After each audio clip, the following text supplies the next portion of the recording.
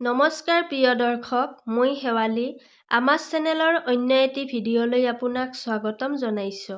প্ৰিয় দৰ্শক, আনক সহায় কৰাটো এই পৃথিৱীৰ আটাইতকৈ ডাঙৰ গুণ বুলি গণ্য কৰা হয়। কিন্তু আপুনি জানেনে, কিছুমান সহায়তাই আপোনাৰ বিনাশৰ কাৰণ হ'ব পাৰে।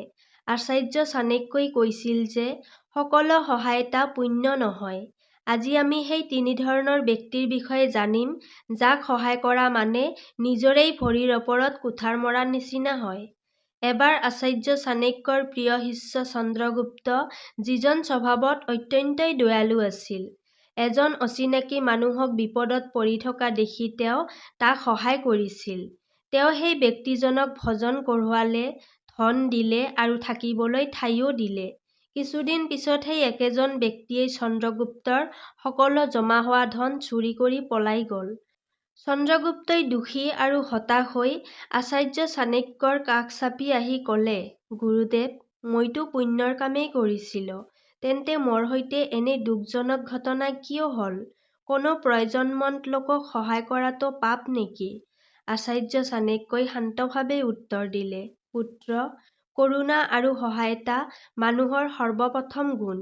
কিন্তু বিবেক নোহোৱাকৈ এই গুণসমূহ ব্যৱহাৰ কৰা জুইত ঘিউ ঢলাৰ নিচিনা। সকলোৱে সহায়ৰ যোগ্য নহয়। যিদৰে বিষেৰে ভৰা পাত্ৰত অমৃত ঢালিলে যেনেকৈ বিষেই হৈ থাকে, ঠিক সেইদৰে ভুল মানুহক সহায় কৰিলেও আপোনাৰ বাবে বিনাশৰ কাৰণ হ'ব পাৰে। চন্দ্ৰগুপ্তই কৌতূহলেৰে সুধিলে, গুৰুদেৱ, অনুগ্ৰহ কৰি মোক কওক, সেইবোৰ কোন লোক, যাৰ সহায় কৰাৰ পৰা আমি বিৰত থাকিব লাগে? মই এই ভুলটো আকৌ কৰিব নিবিচাৰোঁ। চাণক্যই হাঁহি মাৰি ক'লে, পুত্ৰ, আজি মই তোমাক সেই তিনি ধৰণৰ মানুহৰ বিষয়ে ক'ম, যিসকলক সহায় কৰা মানেই নিজেই নিজৰ ভৰিত কুঠাৰ মৰাৰ দৰে। এইবোৰ মানুহৰ পৰা সাৱধান থাকিবা। এই সাৱধানতাই তোমাৰ বুদ্ধিমত্তা আৰু ভৱিষ্যত সুৰক্ষিত ৰাখিব। প্ৰথম ব্যক্তি, দুষ্ট আৰু কুস্বভাৱৰ। আচাৰ্যই গম্ভীৰ স্বৰত ক'লে, সৰ্বপ্ৰথমে কেতিয়াও সেই ব্যক্তিৰ সহায় নকৰিবা, যাৰ স্বভাৱেই দুষ্ট। যিয়ে আনৰ দুখ দেখি সুখ অনুভৱ কৰে, তেওঁৰ সহায় কৰা মানে সাপক গাখীৰ খুওৱাৰ দৰে। তেওঁ কেৱল তোমাক ক্ষতি কৰাই নহয়, তোমাৰ সহায়ৰ দুৰ্ব্যৱহাৰ কৰিব। তেওঁ এটা কাহিনী ক'লে, এবাৰ এজন সাধু নদীৰ পাৰত ধ্যান কৰি আছিল। তেতিয়া তেওঁ দেখিলে এটা বিচ্ছু পানীত ডুবি আছে। দয়াৰে ভৰপূৰ হৈ সাধুটোৱে তাক বচাবলৈ হাত আগবঢ়ালে। কিন্তু বিচ্ছুটোৱে তেওঁক দংশন কৰিলে। সাধুটোৱে আকৌ চেষ্টা কৰিলে, আৰু বিচ্ছুটোৱে আকৌ দংশন কৰিলে। ওচৰত থকা এজন মানুহে ক'লে, মহাৰাজ, এই বিচ্ছুটোৱে বাৰে বাৰে আপোনাক দংশন কৰি আছে। তথাপিও আপুনি ইয়াক কিয় বচাবলৈ চেষ্টা কৰি আছে? সাধুটোৱে উত্তৰ দিলে, দংশন কৰাটো তাৰ ধৰ্ম, আৰু বচোৱাটো মোৰ কৰ্তব্য। কিন্তু চাণক্যই চন্দ্ৰগুপ্তক ক'লে, এইটো সাধুটোৰ ভুল আছিল। চাণক্য নীতিত কোৱা হৈছে যে দুষ্ট স্বভাৱৰ লোকৰ সহায় কৰা মূৰ্খতা, কাৰণ এনে লোকেহে অৱশেষত আনকেই ক্ষতি কৰে। চাণক্যই আৰু এটা উদাহৰণ দিলে, পুত্ৰ, ইতিহাসলৈ চাওক। যেতিয়া মগধৰ এজন সেনাপতিয়ে নিজৰ শত্ৰুক ক্ষমা কৰি সহায় কৰিছিল, তেতিয়া সেই শত্ৰুৱে সুযোগ পোৱাৰ লগে লগে সেনাপতি আৰু তেওঁৰ সেনাৰ ওপৰত আক্ৰমণ কৰিছিল। দুষ্ট ব্যক্তিৰ সহায়ে নে কেৱল তাৰ স্বভাৱ সলনি কৰে, নে সি তোমাৰ বন্ধু হয়। প্ৰথম সুযোগ পালেই সি তোমাক ধ্বংস কৰিবলৈ চেষ্টা কৰিব। সেয়ে এনে লোকক নিজৰ কৰ্মৰ ফল নিজেই ভোগ কৰিবলৈ এৰি দিবা। দ্বিতীয় ব্যক্তি, লোভী আৰু উপকাৰ বিস্মৰণ কৰা। চাণক্যই দ্বিতীয় নীতি বুজাই ক'লে, চন্দ্ৰগুপ্ত, দ্বিতীয় ধৰণৰ মানুহ সেইজন, যি অত্যন্তই লোভী আৰু তোমাৰ সহায় পাহৰি যায়। এনে মানুহে তোমাৰ সহায় নিজৰ উন্নতিৰ বাবেই ব্যৱহাৰ কৰিব আৰু তোমাক পিছপেলাই আগবাঢ়ি যাব। তেওঁ এটা কাহিনী শুনালে। এজন দয়ালু ব্যৱসায়ীয়ে এজন দুখীয়া কিন্তু চালাক ল'ৰাক চাকৰি দিলে। তেওঁ তাক নিজৰ ব্যৱসায়ৰ সকলো কৌশল শিকালে আৰু নিজৰ পৰিয়ালৰ দৰে মানিছিল। কিন্তু সেই ল'ৰাটোৰ দৃষ্টি ব্যৱসায়ীৰ ধন আৰু ব্যৱসায়ৰ ওপৰত আছিল। সুযোগ পোৱাৰ লগে লগে সি ব্যৱসায়ীৰ ব্যৱসায়িক গোপন কথা তেওঁৰ শত্ৰুবোৰক বিক্ৰী কৰি দিলে আৰু নিজেই সেই ব্যৱসায়ৰ মালিক হৈ উঠিল। চাণক্যই ক'লে, আজিৰ সময়তো এনেকুৱা হয়, মানুহে নিজৰ সহকৰ্মীৰ সহায় কৰে, কিন্তু সেই সহকৰ্মীয়ে পাছত তেওঁৰ স্থান লৈ লয়। সেইকাৰণে সদায় লক্ষ্য কৰা, যাক তুমি সহায় আগবঢ়াইছা সি তোমাৰ প্ৰতি বিশ্বাসযোগ্যনে আৰু তোমাৰ সহায়ৰ সন্মান কৰেনে?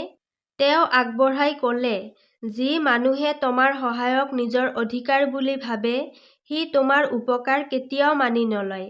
যিমান দিন তুমি তেওঁৰ বাবে উপযোগী হৈ থাকিবা, সিমান দিনেহে তেওঁ তোমাক মূল্য দিব।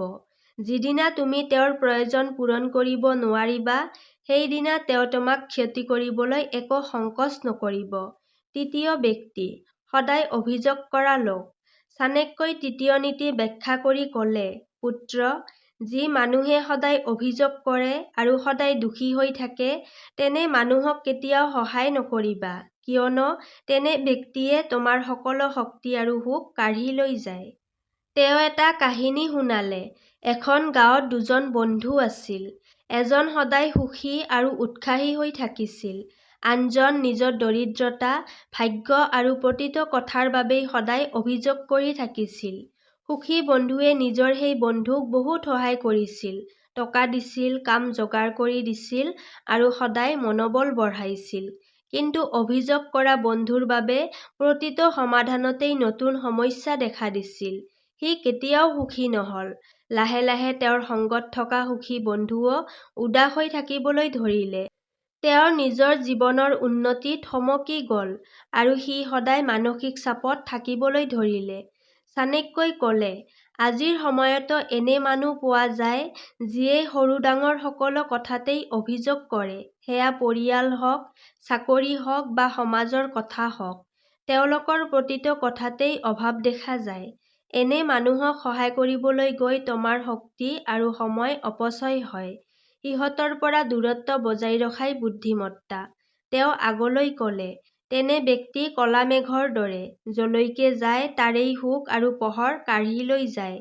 তুমি যিমানেই সহায় নকৰা কিয় সি কেতিয়াও সন্তুষ্ট নহ'ব। তেওঁৰ নেতিবাচকতাই তোমাকো নিজৰ সৈতে ডুবাই নিব। চন্দ্ৰগুপ্তই চিন্তামগ্ন হৈ সুধিলে, গুৰুদেৱ, ইয়াৰ অৰ্থ এই নেকি যে আমি কাকো সহায়েই কৰিব নালাগে? চাণক্যই মিচিকীয়া হাঁহি মাৰি ক'লে, নহয় চন্দ্ৰগুপ্ত, সহায় কৰা মানৱ ধৰ্ম, কিন্তু এই ধৰ্ম বিবেকেৰেই পালন কৰা উচিত। চাণক্য নীতিত কোৱা হৈছে, দান সদায় সুপাত্ৰকেই দিয়া উচিত। যেনেকৈ তুমি উৰ্বৰ মাটিত বীজ বোৱা, তেনেকৈ নিজৰ কৰুণা আৰু সম্পদ সেইসকল মানুহৰ ওপৰত ব্যয় কৰা উচিত, যিয়ে তাৰ মূল্য বুজে। তেওঁ আগলৈ ক'লে, জীৱন এটা যুদ্ধক্ষেত্ৰ। চন্দ্ৰগুপ্ত, ইয়াত তোমাৰ নিজৰ সম্পদ, সময়, ধন আৰু শক্তিৰ ব্যৱহাৰ বুদ্ধিমত্তাৰে কৰিব লাগিব। যিসকলে তোমাৰ সহায়ৰ দুৰুপয়োগ কৰে, তেওঁলোকে তোমাৰ যুদ্ধৰ অস্ত্ৰ কাঢ়ি লয়। সেয়ে নিজক ৰক্ষা কৰাই তোমাৰ প্ৰথম কৰ্তব্য। চন্দ্ৰগুপ্তই মূৰ নৈ ক'লে, গুৰুদেৱ, আজি মই শিকিলো যে কৰুণা আৰু বিবেক একেটা মুদ্ৰাৰ দুটা পিঠি। চিন্তা-ভাৱনা নকৰাকৈ কৰা সহায় পুণ্য নহয়, ই মূৰ্খতা। মই এতিয়া এইটো নিশ্চিত কৰিম যে মোৰ সহায় সঠিক মানুহলৈকে যায়। আচাৰ্য চাণক্যই শেষত ক'লে, পুত্ৰ, এয়া চাণক্য নীতিৰ মূলভাৱ হয়। বিবেকবিহীন কোনো গুণেই মূল্যহীন। নিজৰ শক্তি, সময় আৰু সম্পদ সেইসকল মানুহৰ ওপৰত ব্যয় কৰা, যিসকলে ইয়াৰ সন্মান কৰে। যিসকলে তোমাৰ সহায়ৰ মূল্য বুজি নাপায়, তেওঁলোকে তোমাৰ পতনৰ কাৰণ হ'ব পাৰে। প্ৰিয় দৰ্শক, যদি এই ভিডিঅ'টো আপোনাৰ অনুপ্ৰেৰক আৰু গুৰুত্বপূৰ্ণ বুলি অনুভৱ হৈছে, তেন্তে ভিডিঅ'টিত এটা লাইক কৰি চেনেলটো ছাবস্ক্ৰাইব কৰিবলৈ নাপাহৰিব। তেতিয়াহ'লে আজিলৈ ইয়াতেই সামৰিছো। কাইলৈ পুনৰ লগ পাম আন এটি ভিডিঅ'ৰ সৈতে। ধন্যবাদ।